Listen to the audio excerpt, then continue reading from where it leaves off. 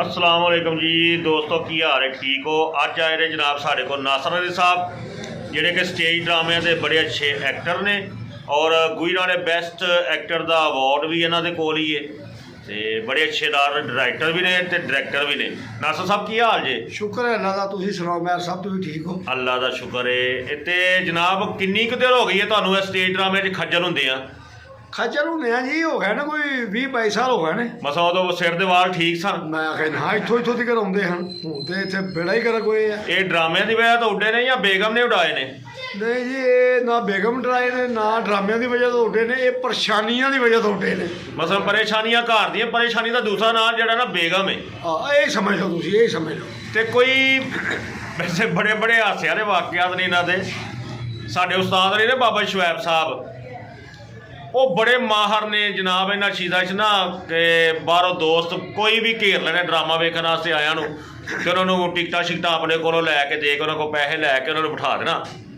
एक ड्रामा करन दे ते जनाब उत्थे ना टिकटां दित्तियां प्रोड्यूसर ने उन्हें बाबा जी बाहर फिरन दे, बाहर नासर साहब भी फिरन दे।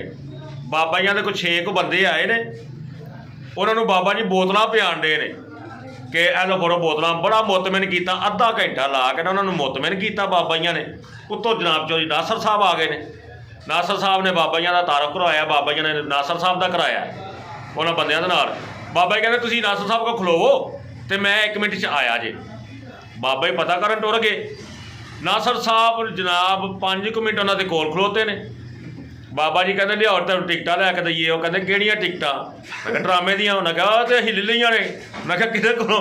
कहते जी नासर साहब कोलों लैतियां टिकटां बाबा जी। देखो जी, अपनी अपनी कलाकारी। उन्होंने 3 मिनट ला के मुतमिन किया, असीं 3 मिनट ला के मुतमिन कर दिता। कोई हास्य वाला वाकया नासर साहब तुहाडे नाल होया? वो जी वो भी बाबा शवैब साहब नाल ही होए आ। किस तरह?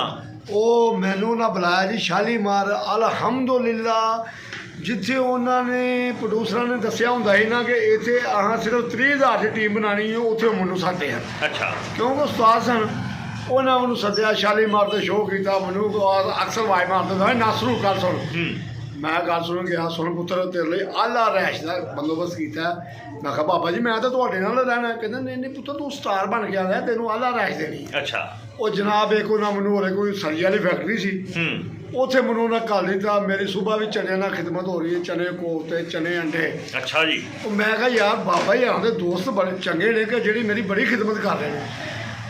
ਉਹ ਚੌਥੇ ਕੁ ਦਿਨ ਉੱਥੇ ਗੋਲੀਆਂ ਚੱਲੀਆਂ ਤੇ ਮੈਨੂੰ ਪਤਾ ਲੱਗਾ ਕਿ ਬਾਬਾ ਸ਼ੁਐਬ ਸਾਹਿਬ ਦੇ ਮੈਨੂੰ ਇਸ਼ਤਿਹਾਰੀਆਂ ਦੇ ਕੋਲ ਸਵਾਉਂਦੇ ਨੇ। ਮੈਂ ਕਿਹਾ ਬਾਬਾ ਜੀ ਮੈਂ ਤਾਂ ਨਾਲੇ ਦੇ ਸੌਣਾ ਦਾ, ਮੈਂ ਇੱਥੇ ਨਹੀਂ ਸੌਣਾ। ਉਹ ਨਹੀਂ ਇੱਕ ਦਿਨ ਕੱਢ ਫਿਰ ਕੰਮ ਨੂੰ ਤੋੜੀ ਜਾਣਾ। ਨਾਸਰ ਸਾਹਿਬ ਦਾ ਇੱਕ ਵਾਕਿਆ ਬੜਾ ਅੱਛਾ, ਸ਼ਬਾਦ ਕਮਰ ਵਾਲਾ, ਜਦੋਂ ਉਹਨਾਂ ਨੂੰ ਪੈਸੇ ਮਿਲੇ ਹਨ ਸ਼ਬਾਦ ਕਮਰ ਸਾਹਿਬ ਨੂੰ, ਜਰਾ ਉਹ ਸੁਣਾਓ ਵਾਕਿਆ। ਉਹ ਜਨਾਬ ਅੱਲਾ ਜਨਤਾ ਦੀ ਘਰ ਕਰੇ, ਅਨਮੋਲ ਥੀਏਟਰ ਦਾ ਮਾਲਕ ਰਾਣਾ ਅਨਵਰ, ਆਮੀਨ, ਉਹ ਨਾ ਮੈਨੂੰ ਕਹਿੰਦਾ ਕਿ ਸ਼ਬਾਜ਼ ਕਮਲ ਕਿੱਥੇ ਆ। ਉਹ ਮੈਂ ਕਿਹਾ ਉਹ ਜੀ ਚਲਾ ਗਿਆ ਵੇ। ਤੇ ਉਦੋਂ ਪੇਮੈਂਟਾਂ ਤੁਹਾਨੂੰ ਪਤਾ ਵੇ ਕਿ ਮਕੂਲ ਜਿਹੀਆਂ ਹੁੰਦੀਆਂ। ਉਹ ਕਹਿੰਦਾ ਯਾਰ ਉਹਨੂੰ 1000 ਰੁਪਈਆ ਦੇਣਾ ਸੀ।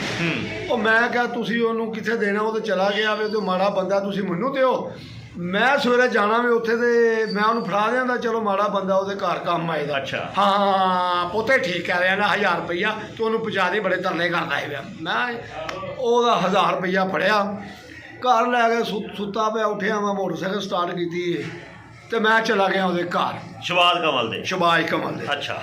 ਜਨਾਬ ਗੱਲ ਕੀ ਹੋਈ ਹੈ ਕਿ ਮੈਂ ਗਿਆ ਵਾਂ ਤੇ ਉਹਨੇ ਮੈਨੂੰ ਵਹਿੰਦਿਆਂ ਸਾਰੀ ਇਹੋ ਜਿਹਾ ਰੈਕਟ ਕੀਤਾ ਕਿ ਹੋਰੇ ਕਿ ਪੂਰੇ ਖਾਨਦਾਨ ਦਾ ਕਤਲ ਉਹਦਾ ਮੈਂ ਹੀ ਕੀਤਾ। ਅੱਛਾ। ਮੈਂ ਉਹਨੂੰ ਕਿਹਾ, ਮੈਂ ਕਿਹਾ ਯਾਰ ਇੱਕ ਨਾ ਚਾਹ ਦੇ ਕੱਪ ਦੀ ਤਲਬ ਹੁੰਦੀ ਹੈ ਤੇ ਮੇਰਾ ਖਿਆਲ ਹੈ ਕਿ ਚਾਹ ਦੇ ਕੱਪ ਦੀ ਤਲਬ ਦੇ ਵਿੱਚ ਇੰਨੀਆਂ ਗਾਲਾਂ ਉਹਨੂੰ ਅਜੇ ਤੱਕ ਜ਼ਿੰਦਗੀ 'ਚ ਨਹੀਂ ਪਈਆਂ ਜਿੰਨੀਆਂ ਮੈਨੂੰ ਉਹਨੇ ਕੱਢੀਆਂ ਨੇ। ਤੈਨੂੰ ਪਤਾ ਹਾਲਾਤ ਹੈ ਜਿਹਦੇ ਨੇ ਇੰਝ ਉਹ ਵੇ ਵੇ ਤੂੰ ਸਵੇਰੇ ਸਵੇਰੇ ਤੁਹਾਡੇ ਘਰ ਚਾਹ ਨਹੀਂ ਪੱਕਦੀ, ਇੱਥੇ ਚਾਹ ਪੀਣ ਆ ਗਿਆ। ਅੱਛਾ। ਮੈਂ ਕਿਹਾ ਚਲੋ ਕੀ ਹੋ ਗਿਆ, ਅਸੀਂ ਤੈਨੂੰ ਚਾਹ ਪਿਆ ਲਿਆਉਂਦੇ ਹਾਂ। ਕਹਿੰਦਾ ਇਹ ਗੱਲ ਠੀਕ ਹੈ। ਉਹ ਅਸੀਂ ਟੂਰਨ ਗਿਆ ਤੇ ਪਿੱਛੋਂ ਨਾ ਉਹਨਾਂ ਦੀ ਬੇਗਮ ਦੀ ਆਵਾਜ਼ ਆਈ ਹੈ, ਹਾਏ ਕਿੱਥੇ ਚੱਲੇ ਹੋ, ਖਰਚਾ ਤਾਂ ਦੇਈਓ। ਅੱਛਾ। ਉਹ ਬੇਗਮ ਨਾਲ ਜਾ ਕੇ ਲੜਦਾ ਵੇ ਕਿ ਤੈਨੂੰ ਪਤਾ ਹੈ ਮਹਿਮਾਨ ਆਏ ਨੇ ਤੇ ਤੂੰ ਪਿੱਛੋਂ ਆਵਾਜ਼ਾਂ ਦੇਣੀ ਕੋਈ ਖੁਦਾ ਦਾ ਖੌਫ ਕਰ, ਕੱਲਿਆ ਗੱਲ ਕਰ ਲਈ ਸੀ। ਉਹਨੂੰ ਕੋਈ ਸਮਝਾ ਕੇ ਬਾਹਰ ਆਇਆ ਤੇ ਮੈਂ ਵੀ ਬੂਹੇ ਕੇ ਸੁਣਨਾ ਹੋਇਆ। ਮੈਂ ਕਿਹਾ ਯਾਰ ਗੱਲ ਇਹ ਵੇਖੋ ਉਹਨਾਂ ਦਾ ਖਰਚਾ ਸਾਡੇ ਕੋਲ ਮੰਗਣਾ। ਬਿਲਕੁਲ ਸਹੀ ਹੈ। ਤੇ ਇਹ ਲੈ ਫੜ 500 ਰੁਪਈਆ ਤੇ ਭਾਬੀ ਨੂੰ ਦੇ ਕੇ ਆ, ਫਿਰ ਰਾਤ ਨੂੰ ਕਰ ਲਾਂਗੇ।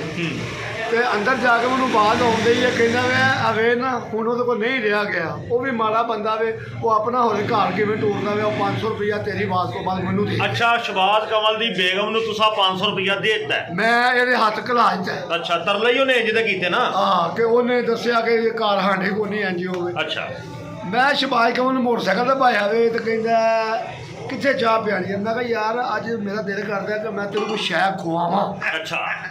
ਕਹਿੰਦਾ ਖੈਰ ਤੇ ਹੈ ਫਿਰ ਸ਼ਬਾਜ਼ ਕਮਲ ਤੁਹਾਨੂੰ ਪਤਾ ਰੈਕਟ ਦਾ ਇੱਕ ਖਾਨ ਸਾਹਿਬ ਆਦਮੀ ਏ ਤੇ ਬੜਾ ਪੱਕਾ ਢਾਰੀ ਏ। ਮੈਂ ਕਿਹਾ ਯਾਰ ਮੇਰਾ ਦਿਲ ਕਰਦਾ ਮੈਂ ਤੈਨੂੰ ਕੋਈ ਸ਼ੈ ਖਵਾਵਾਂ। ਅੱਛਾ।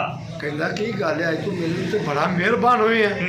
ਮੈਂ ਕਿਹਾ ਯਾਰ ਵੈਸੇ ਤੈਨੂੰ ਪਤਾ ਮੇਰਾ ਕਦੀ ਕਦੀ ਤੂੰ ਮੇਰਾ ਦੋਸਤ ਹੈ। ਕਹਿੰਦਾ ਕੀ ਖਵਾਣੇ? ਤੇ ਇਹ ਨਾ ਸੰਗਮ ਇਹ ਸਰਮੇ ਦੇ ਵਿੱਚ ਨਾ ਇੱਕ ਚਣਿਆਂ ਵਾਲਾ ਬੈਠਾ ਹੁੰਦਾ ਬੜਾ। ਗੁਜਰਾਂ ਨੇ ਲਾਰੀ ਅੱਡੇ ਦੇ ਨਾਲ ਸੰਗਮ ਸਰਮਾ ਏ ਤੇ ਉਹਦੇ ਨਾਲ ਇੱਕ ਚਣਿਆਂ ਵਾਲਾ ਬੜਾ ਮਸ਼ਹੂਰ ਸੀ। ਲਓ ਜੀ ਉੱਥੇ ਗਏ ਆ, ਉੱਥੇ ਜਨਾਬ ਹਰਾਂ ਨੇ ਮੈਂ ਕਿਹਾ ਖਾਨ ਸਾਹਿਬ ਆਰਡਰ ਦਿਓ। ਉਹਨਾਂ ਨੇ ਨਾ ਉਦੋਂ ਸਸਤੇ ਦੌਰ ਸਨ ਨਾ, ਇੱਕ ਵਿੱਚ ਛੋਟੀ ਛੋਟੀ ਬੋਟੀ ਦਾ ਤੇ ਚਣਿਆਂ ਦਾ ਆਰਡਰ ਦੇ ਦਿੱਤਾ। ਜਦੋਂ ਪਲੇਟਾਂ ਸਾਹਮਣੇ ਆਈਆਂ ਨੇ ਨਾ ਤੇ ਵਿੱਚ ਬੋਟੀ। ਅੱਛਾ। ਮੈਂ ਕਹਿੰਦਾ ਖਾਨ ਸਾਹਿਬ ਜਿਹੜਾ ਵੇ ਨਾ ਇਹ ਵਿੱਚੋਂ ਇਹ ਕਢਾ ਦਿਓ ਤੁਸੀਂ, ਇਹ ਨਾ ਹੋਵੇ ਕਿ ਕੰਮ ਬਹੁਤਾ ਭਾਰਾ ਹੋ ਜਾਏ ਤਾਂ ਸਾਡੇ ਕੋਲ ਇੰਨੇ ਪੈਸੇ ਵੀ ਨਹੀਂ ਆ ਤੇ ਤੁਸੀਂ ਬੋਟੀ ਕਢਾ ਦਿਓ, ਚਣੇ ਖਾਲੀ ਲਿਆਓ। ਅੱਛਾ। ਕਹਿੰਦਾ ਲੈ ਇੱਕ ਮਰਾਸੀ ਨੇ ਆਰਡਰ ਦਿੱਤਾ ਹੋਵੇ ਤੇ ਵਾਪਸ ਹੋਵੇ। ਅੱਛਾ, ਉਹਨੂੰ ਪਤਾ ਸੀ ਨਾ ਨਾਸਰ ਖਵਾ ਰਿਹਾ। ਨਾਸਰ ਖਵਾ ਰਿਹਾ। ਉਧਰੋਂ ਮੈਂ ਉਹਦੇ ਤੋਂ ਬੜਾ ਪਰੇਸ਼ਾਨ ਹਾਂ ਤੇ ਨਾਲ ਇੱਧਰੋਂ ਲੱਸੀ ਦਾ ਜੱਗ ਵੀ ਇੱਕ ਬੰਦਾ ਤੇ ਨਾਲ 2 ਗਲਾਸ ਫੜ ਕੇ ਲੈ ਕੇ ਆਉਂਦੇ ਆ। ਅੱਛਾ, ਲੱਸੀ ਦਾ ਵੀ ਆਰਡਰ ਦਿਆ? ਲੱਸੀ ਦਾ ਵੀ ਆਰਡਰ ਦੇ ਆ। ਬੱਲੇ ਸ਼ਬਾਜ਼ ਕਮਲ। ਮੈਂ ਹੋਰ ਪਰੇਸ਼ਾਨ ਹੋਇਆ ਜਨਾਬ। ਉਹ ਫਿਰ ਹੋਇਆ ਕਿ ਉਹ ਮੈਂ ਖਾਣਾ ਖੂਣਾ ਖਾਧਾ। ਅੱਛਾ। ਉਸ ਦੌਰ ਦੇ ਵਿੱਚ ਨਾ 300 ਤੇ ਮੇਰਾ ਖਿਆਲ ਹੈ ਕੋਈ 20 ਰੁਪਏ ਉਹਦੇ ਬਣੇ। ਮਸਾਂ ਕਿ ਚਨਿਆਂ ਦੇ ਤੇ ਕੋ ਬੋਟੀ ਦੇ ਲੱਸੀ ਲੁੱਸੀ ਦੇ ਨਾਨਾ ਨੂੰ ਦੇ ਪਾ ਕੇ ਸਭ ਕੁਝ 320 ਰੁਪਏ। ਅੱਛਾ। ਮੈਂ ਉਹਨੂੰ ਮੋਟਰਸਾਈਕਲ ਤੇ ਪਾਇਆ ਤੇ ਮੈਨੂੰ ਕਹਿੰਦਾ ਅੱਜ ਇੰਨੀਆਂ ਜੋ ਮਿਹਰਬਾਨੀਆਂ ਕਰਨ ਦਿਆਂ ਤੇ ਇੱਕ ਚਾਹ ਵੀ ਪਿਆ ਦੇ। ਅੱਛਾ। ਮੈਂ ਕਿਹਾ ਚਾਹ ਪੀਓ। ਉਹਨਾਂ ਦੇ ਨਾ ਉਹ ਬਾਜ਼ਾਰ ਦੇ ਨੁੱਕਰ ਦੇ ਉੱਤੇ ਚਾਹ ਬਣਾਉਂਦਾ ਬੜੀ ਅੱਛੀ, ਤੇ ਮੈਂ ਉੱਥੋਂ ਦਾ ਚਾਹ ਪੀਤੀ। ਜਦੋਂ 10-15 ਰੁਪਏ ਦੀ ਮੇਰੇ ਖਿਆਲ ਚਾਹ ਹੈਗੀ। 20 ਰੁਪਏ 20 ਰੁਪਏ ਦੇ ਕੱਪ 'ਚ ਚਾਹ ਦਾ ਸੀ। 40 ਰੁਪਏ ਉੱਥੋਂ ਦਿੱਤੇ। ਅੱਛਾ। 40 ਰੁਪਏ ਉਹਨਾਂ ਉੱਥੋਂ ਦਿੱਤੇ ਤੇ 320 ਤੇ 40 360 ਹੋ ਗਏ ਜਨਾਬ। ਫਿਰ ਉਹ ਕਹਿੰਦੇ ਨੇ ਕਿ ਉਹ ਕੀ ਡੱਬੀ ਦਾ ਨਾਂ ਹੈ ਗੋਲਡ ਸਟਰੀਟ। ਗੋਲਡ ਸਟਰੀਟ ਡੱਬੀ।